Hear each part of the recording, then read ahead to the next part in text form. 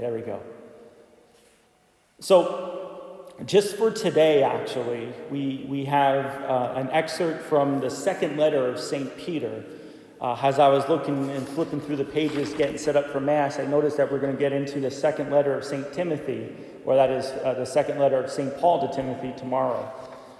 So, just briefly, there was a concern in the early church, maybe a discrepancy as to the arrival of the second coming of Jesus. Okay, so Jesus ascends into heaven, the Spirit is sent, so we just celebrated Pentecost on Sunday. Okay, and then again, there was this belief that Jesus will come again. Now, the question is, well, when? Okay, and so some in the early church were concerned as to, well, what happens to our fellow Christians who die before Christ comes again? Okay, they were worried about that. They felt as if they were going to be left out, so to speak, in salvation. Okay, so St. Paul addresses it in his letter to the Thessalonians, and St. Peter talks about it in his second letter. Okay, it has that kind of end-time feeling to it, that second coming of Christ catechesis in his letter. The basic gist of St. Peter's letter here, and I think we know this, but it's worth hearing again, that we're to live each of our days as if Christ is coming again. I'm sure maybe you heard or read something or saw something on the internet, somebody saying, that this is it. This virus, and now we have these riots, and, this is it. This is the end. Well, maybe, but it's not because of those events.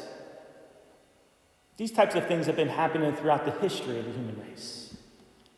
There have been other plagues. There have been other, mass casualty diseases. There have been other riots and turmoil and chaos. Today's no different than how the rest of human civilization has lived, the last, 10,000, 6,000 years, however long it is.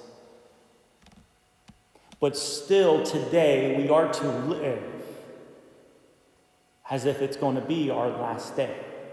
We are to live as if Christ is going to come every moment. That's the key. We are to live as disciples of Jesus Christ, so that when he comes, we're ready to meet him. Why? Well, because we've been following him this whole time. We've been dedicated to his word. We've been dedicated to the commandment to love. We have no fear of his arrival if we're ready.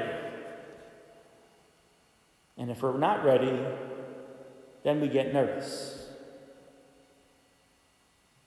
So there's always hope that in all this chaos and turmoil and all that other stuff, everything that's happening now feels like it's going to be the end. And like I said, only God knows the time and the hour when that is. But it doesn't necessarily mean that it is. Be ready, be vigilant. And if you're not, well, now's the time. That's the hopeful message of St. Peter. Okay, now it's time to come back to the Lord. Time to reorient ourselves. And now, as we're back into Mass now, it's another opportunity to be reoriented, rededicated to Jesus Christ. May God bless you.